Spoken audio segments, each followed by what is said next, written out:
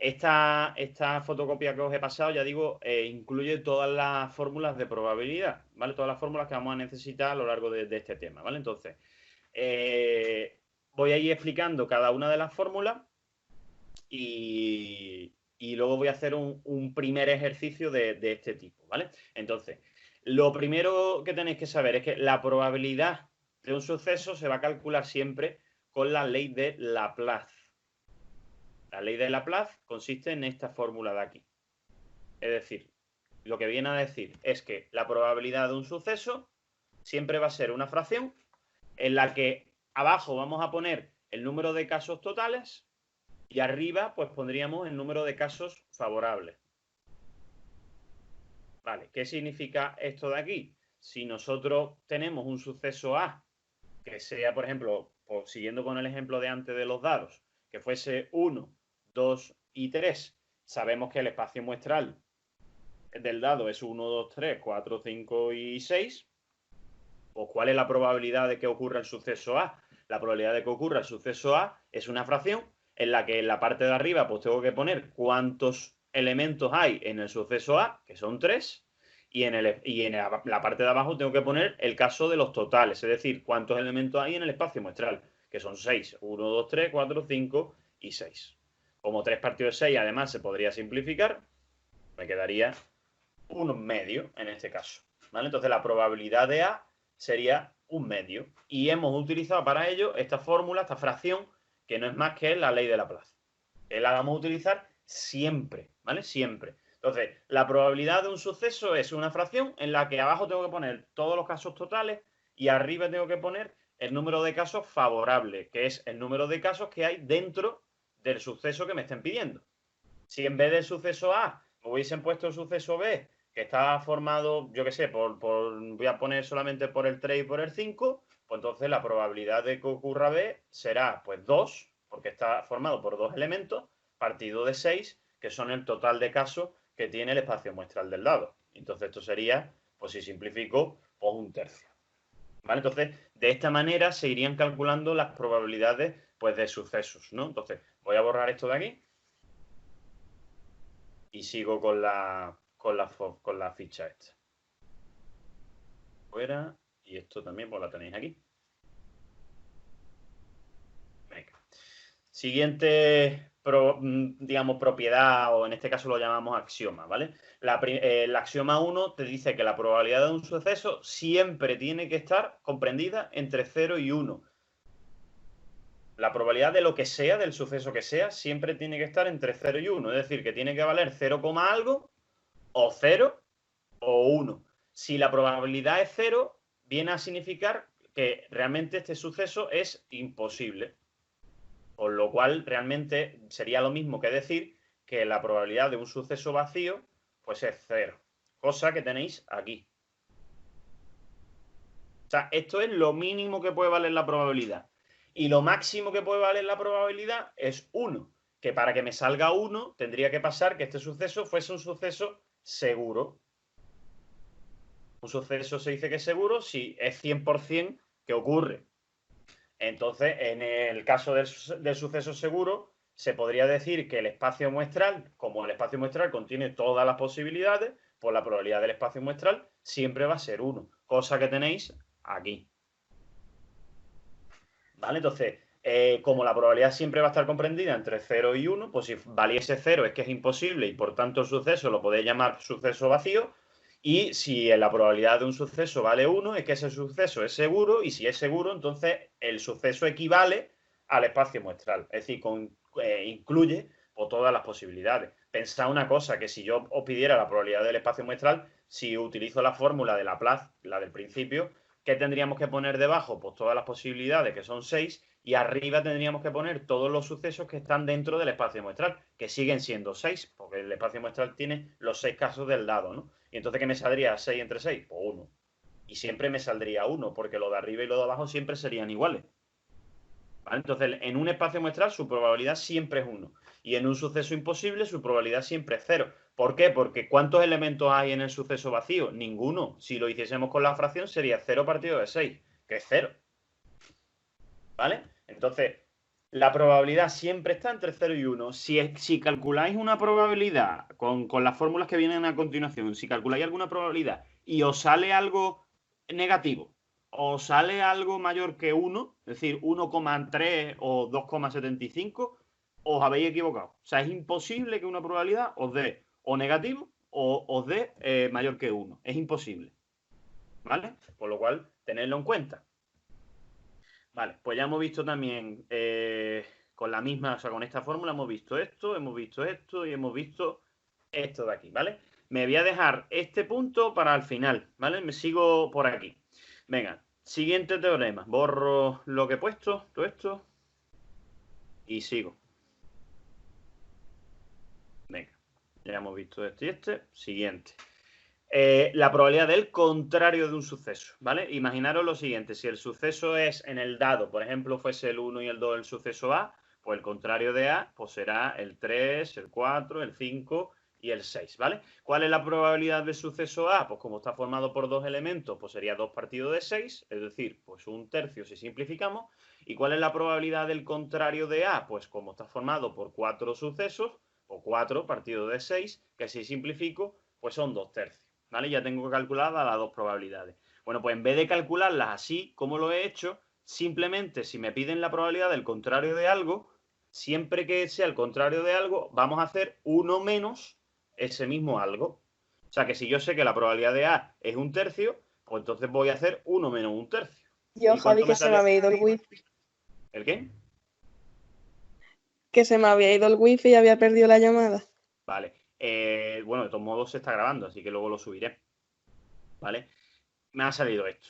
¿Vale? Lo que estaba diciendo, que si el suceso A está formado por el elemento 1 y 2 y me sale 2 partido de 6, que es un tercio, y el contrario de A, que es lo contrario de 1 y 2, pues son el 3, el 4, el 5 y el 6, que está formado por 4 elementos partido de 6, que serían 2 tercios, pues esto sería una forma de calcularlo. La otra forma es utilizar esta fórmula de aquí, que lo que me dice básicamente es que la probabilidad del contrario de algo siempre va a ser 1 menos esa probabilidad. Con lo cual, la probabilidad del contrario de A siempre va a ser 1 menos la probabilidad de A. Si yo la probabilidad de A la sabía que era un tercio, pues podría haber calculado la otra haciendo 1 menos un tercio, que son 2 tercios y que me sale por lo mismo que aquí. ¿Vale? Venga, borro este y sigo. Siguiente probabilidad. Esta es, y la voy a poner en rojo. Esta es muy importante. Muy importante. ¿Por qué es muy importante?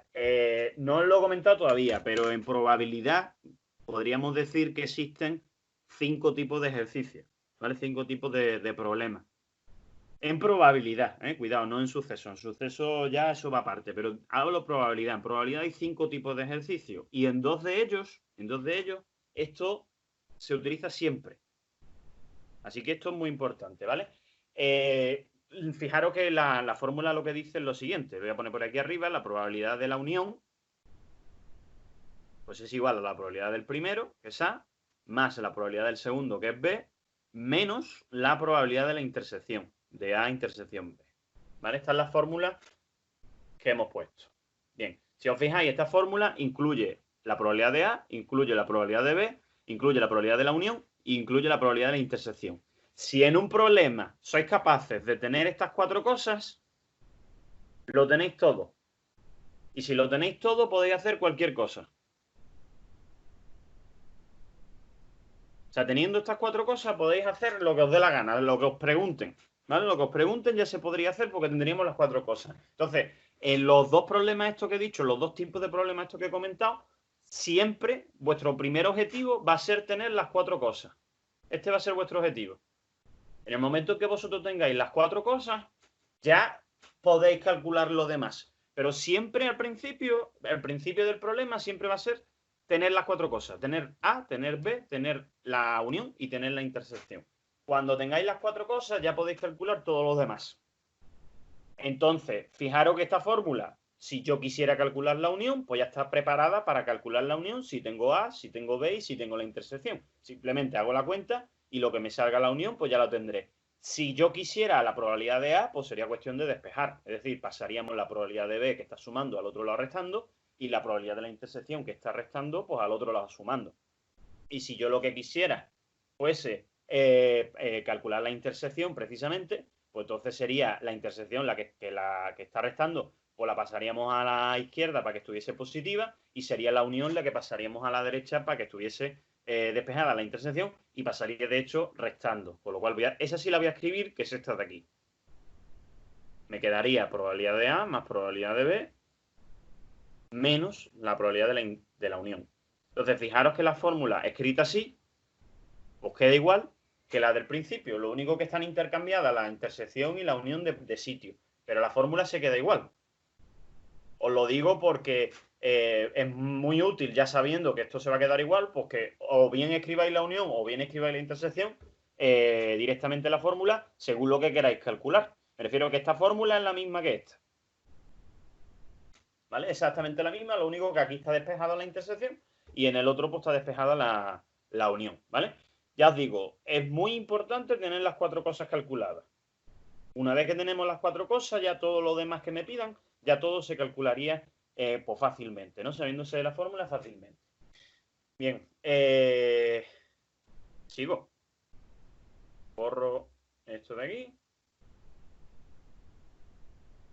Todo esto de aquí. Venga. Siguiente fórmula, ya esta la hemos visto. Las leyes de De Morgan. Nosotros las leyes de De Morgan las hemos visto antes, o sea, ya la hemos comentado. Nosotros hemos dicho que si teníamos una cosa negada, unión con otra cosa negada, pues podríamos escribirlo todo negado, simplemente si le damos la vuelta al símbolo. En vez de poner unión, pues pondríamos intersección, y en el caso de que fuese intersección, pues entonces negaríamos todo, pues poniendo unión. ¿Vale? Estas eran las leyes de Morgan, ¿no? Aplicadas a sucesos. Pues si ahora aplicamos las leyes de Morgan, pero en probabilidades, como la probabilidad de esto es lo mismo o tiene que ser lo mismo que la probabilidad de esto, porque esto y esto es lo mismo, lo hemos comentado aquí. ¿Qué ocurre? Que la probabilidad del contrario de algo, antes que hemos dicho que lo contrario de algo se puede calcular haciendo 1 menos ese algo sin negar. Entonces, ¿qué me va a quedar la probabilidad del contrario de la intersección? Pues 1 menos la probabilidad de la intersección. Es decir, si yo quisiera calcular esto, pues podría calcularlo a partir de la intersección. Y también al revés, si yo quisiera calcular la intersección, que es una de las cosas, por cierto, que necesitaría de lo que he comentado antes de la fórmula importante, pues si yo quisiera calcular la intersección, teniendo esto de aquí, siempre tendríamos la intersección. ¿Por qué? Pues porque si la fórmula es que el contrario de A unión el contrario de B es 1 menos A intersección B, porque lo hemos visto, pues si quisiéramos calcular este de aquí, simplemente sería cuestión de pasarlo a la izquierda, el 1 lo dejo a la derecha y esto pasarlo a la derecha restando. Es decir, que teniendo uno tengo el otro. Esto pues va a aparecer muchas veces vaya a tener que hacer esto. Bueno, pues igual que el contrario, o sea, el contrario de A unión contrario de B se transforma en 1 menos la intersección, pues si fuese el contrario de A intersección el contrario de B, que es lo mismo que el contrario todo de A unión B, pues esto sería lo mismo que 1 menos A unión B. Y entonces viene a decir, pues que si tengo la unión puedo calcular esto, y si tengo esto precisamente, pues puedo calcular la unión, que es otra de las cosas que necesito en la fórmula que hemos visto antes. ¿Vale? Así que, pues eso, que sepáis que si tenéis uno, podéis calcular el otro, ¿vale? De la ley de De Morgan sirve en este caso para eso. Teniendo la unión, calcular esto, o teniendo esto, calcular la unión, y teniendo la intersección, calcular esto, o teniendo esto, calcular la intersección, ¿vale? Venga, por leyes de De Morgan, vista también. Voy a borrar esto de aquí. Y sigo. Esto y todo. Venga, leyes de De Morgan, fuera. El teorema 5 tenéis aquí, ¿vale? Este teorema, probablemente si, no sé si os han dado apunte o si en el libro viene, no lo sé, la verdad, sinceramente. Pero bueno, normalmente este teorema no suelen explicarlo. pero sí que luego es necesario, ¿vale? Entonces, os comento. Aquí tenemos ahora lo siguiente, y cuidado con confundirlo con los de antes. Los de antes tienen que estar negados las dos cosas.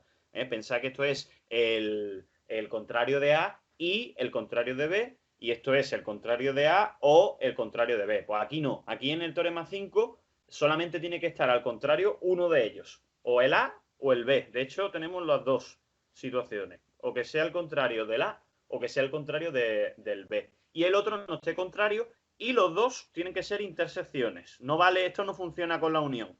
Lo que voy a poner ahora no funciona con la unión. La unión habría que hacerlo de otra manera. De otra manera.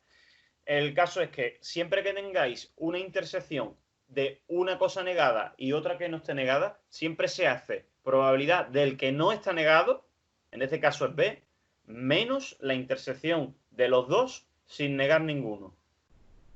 Y en este caso, como el que no está negado es A, pues sería la probabilidad de A, que es el que no está negado, menos la intersección de los dos. ¿Vale? Entonces, esto se haría así.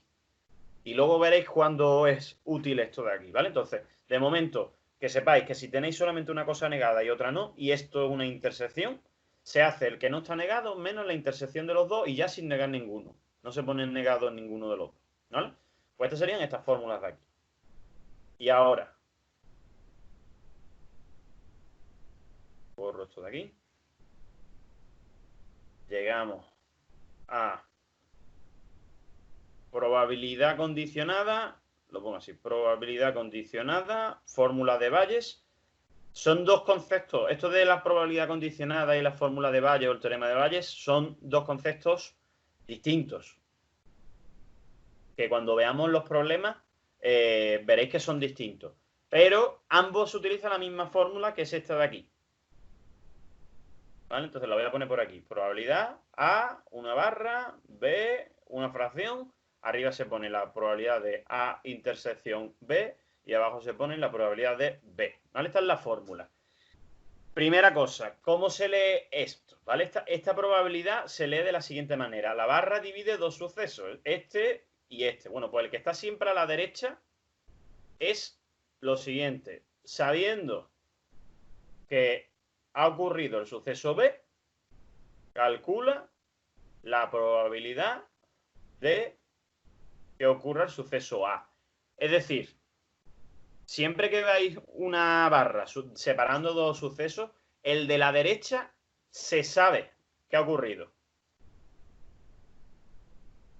Y lo que me preguntan es que calcule este. Esto es lo que me piden. Me piden que calcule la probabilidad de este. Entonces, si en un problema os aparece una frase de este tipo, es decir, sabiendo que ha ocurrido no sé cuánto, calcula la probabilidad de que no sé cuánto. Por cierto, el sabiendo equivaldría a si ha ocurrido no sé cuánto, calcula la probabilidad de no sé cuánto. Es decir, el sí y el sabiendo que es lo mismo, ¿vale? Son expresiones equivalentes. Bueno, pues la fórmula siempre va a ser el que sepamos a la derecha y el que me pidan a la izquierda. Y en la fórmula, el que sabemos de antemano, es decir, el que hemos puesto a la derecha, siempre va debajo. Y en la parte de arriba siempre se pone la intersección de las dos cosas que tengamos aquí y aquí. Si esto es A y esto es B, pues aquí tengo que poner A y aquí tengo que poner B. ¿Vale? ¿Por qué digo esto? Porque no siempre la fórmula va a ser así. Es decir, yo puedo tener lo siguiente. Yo puedo tener, voy a borrar, bueno, no borro, escribo aquí abajo. Yo puedo tener lo siguiente. Yo puedo tener,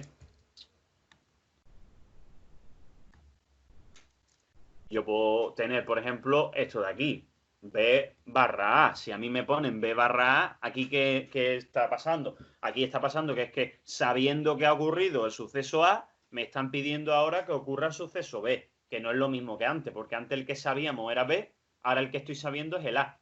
¿Y cómo afectaría esto a la fórmula? Pues afectaría de manera que lo que está a la derecha siempre se pone debajo, y en la parte de arriba pues tendríamos que poner la intersección de los dos sucesos, de B y de A, que por cierto, apuntároslo, que es lo mismo que A y B. Es decir, la intersección de A con B es lo mismo que la intersección de B con A, no importa el orden.